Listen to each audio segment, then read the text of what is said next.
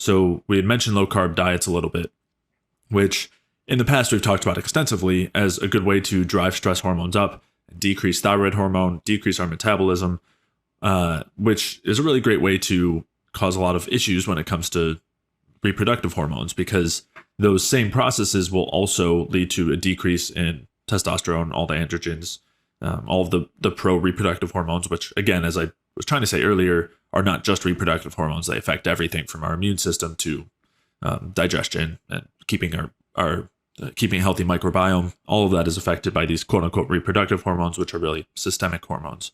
And so anyway, carbohydrates are extremely important for that, for keeping the stress hormones down, keeping these reproductive hormones up by essentially raising our metabolism and keeping our blood sugar steady and acting as that extremely important fuel source.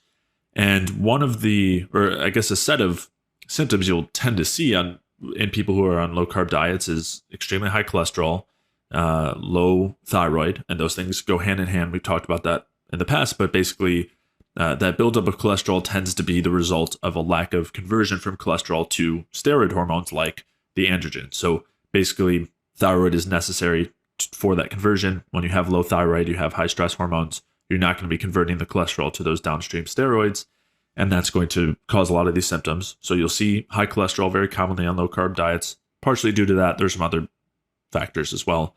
And then it's also very common to see low libido and decreases in body fat, but also a lack of ease in building muscle. It tends to be a lot harder to put on muscle mass with low carb diets, which if you ask anybody who's a bodybuilder who is focusing entirely on building muscle, they'll tell you how important carbohydrates are for that.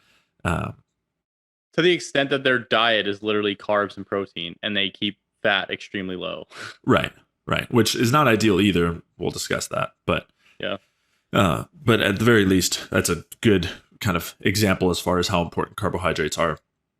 And we both experienced these symptoms to some extent. I won't speak for you as much, but I know when I was doing low carb, I had high cholesterol. I had it was much harder to maintain or build muscle, and everything hormone related was definitely decreased. And all of that reversed pretty intensely and quickly when bringing in carbohydrates and eating more. Cholesterol went down by like 80 plus points. It was about 100 points actually. Yeah, that was crazy. I remember that. Yeah. Your first panel was insane, and then it dropped like 100 points just by adding carbs. Yeah. It was pretty crazy. And along with that too is how easy it is to build and this isn't just carbohydrates, this is based on a lot of things, but how easy it is now to build or maintain muscle without really working out very much at all, as far as weightlifting goes. So and people are very surprised by that. And I see that with clients too, especially ones who I work with over time, and have gotten to a point where they're pretty lean and their metabolism is doing really well, is they'll all talk about how easy it is to maintain body composition as far as low body fat, but also building muscle, just not in the gym, sometimes not even with intense exercise, just by maintaining a good energetic state, which leads to a good hormonal profile, which is the main thing that's going to determine where fuel is going and whether it's going towards muscle or it's going towards fat, for example, or any of the other places. And just a quick short study that I want to mention here also has to do with even just the type of protein that we're eating. So there's a study looking at rats where they gave them whey protein versus, I think it was a wheat protein, so like gluten.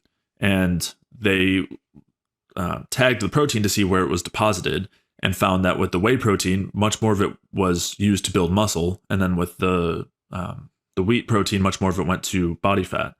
So and we haven't even talked about protein yet, but I just wanted to use that as a way to show how what we're eating, the effects on metabolism, the effect on our overall health will determine where food is stored, and has a lot more to do with these things than just how much you're eating. And because of that, you can maintain muscle mass very easily, for example, without needing that stimulus even of intense exercise, which we'll talk about in more detail.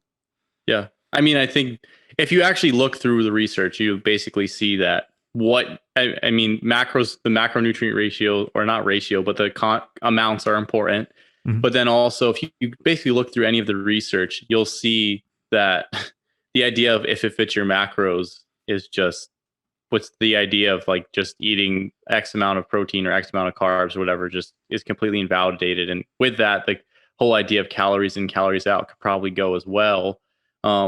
Just because you can see like the effects of different foods on the body, like what you just talked about with whey protein, or using different type, the difference between saturated fats or unsaturated fats and their effects on enzymes in the testicles and their production of testosterone, which there's a rat study basically showing that coconut oil versus soybean oil, the coconut oil caused a greater increase in androgens because it changed the oxidative stress within the testicles.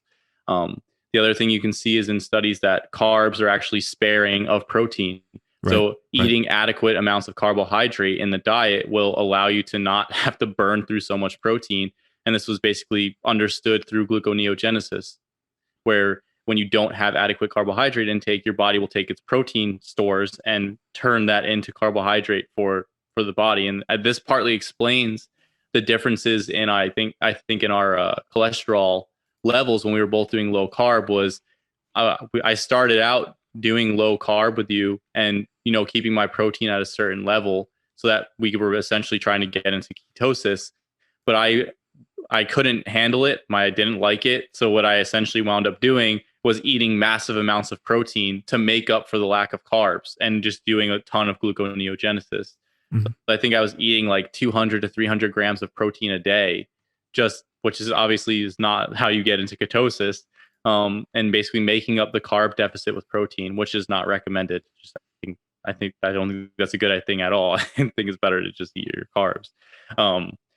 But essentially all the different nutrients and the different components have differing effects. And so, as you talked about with the protein, or as we talked about with carb sparing protein or the different types of fats, like all of those things become very important in the function of your hormones and and the building the structure of your body. And so as far as, I guess the first point you made there was the importance of having adequate carbs.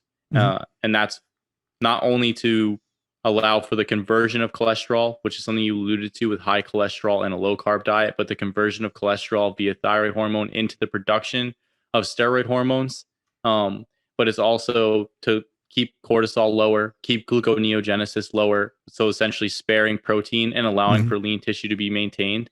And then driving energy metabolism at the cell directly, which is basically taking glucose and oxidizing it through the Krebs cycle and the electron transport chain all the way to carbon dioxide and water, and basically powering the whole system. So carbohydrates are for male hormones and for female hormones and for a hormonal profile in general, besides testosterone and progesterone and anything along those lines, are extremely important just for metabolic health overall. Through multiple mechanisms. We touched on a few, but through a variety of mechanisms.